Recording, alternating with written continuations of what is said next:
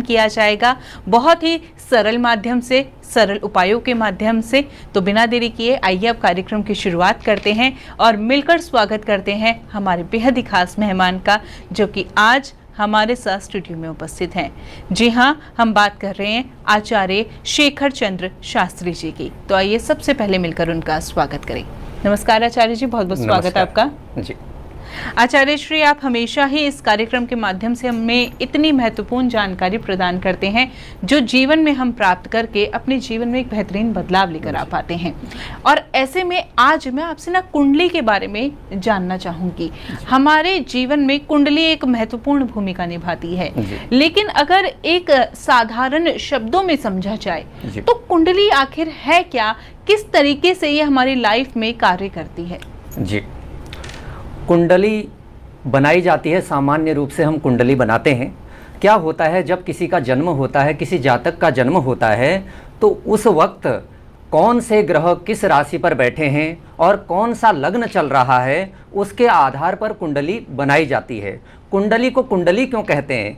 क्या है कि ऐसे चक्रवत चलता है, सूर्य, चंद्रमा, मंगल, बुध, बृहस्पति, शुक्र, शनि, राहु, केतु एक राशि पर चक्रवत चलते हैं, तो बिल्कुल गोलाई में चलते हैं। इस प्रकार से गोलाई में चलते हैं, इसीलिए इसको कुंडली कहा जाता है। कुंडली में सूर्य कहाँ बैठे हैं, चंद्रमा कहाँ बैठे हैं, मंगल आदि ग्रह कहाँ बैठे हैं। अगर मित्र राशि में बैठे हैं तो शुभ फल प्रदान करते हैं, अगर शत्रु राशि में बैठे हैं तो अशुभ फल प्रदान करते हैं। तो जैसी ग्रह स्थिति होती है उसी प्रकार हमारा भाग्य होता है। हम अपने जीवन में सफलता विफलता हासिल करते हैं।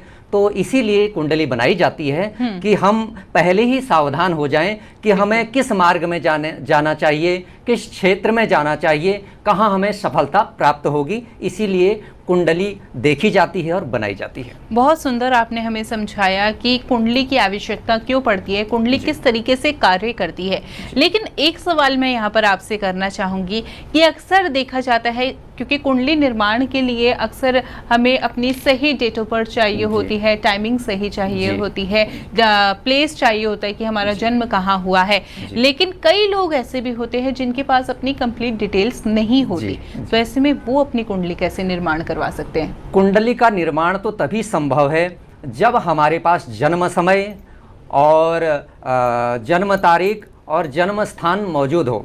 अगर नहीं है, कई लोगों के पास नहीं होता है, तो हम क्या करते हैं, वहाँ पर उनकी प्रश्न कुंडली बनाते हैं। अगर वो किसी विषय पर प्रश्न करते हैं तो उनकी प्रश्न कुंडली बनाई जाती है। प्रश्न कुंडली बनाकर उसका फल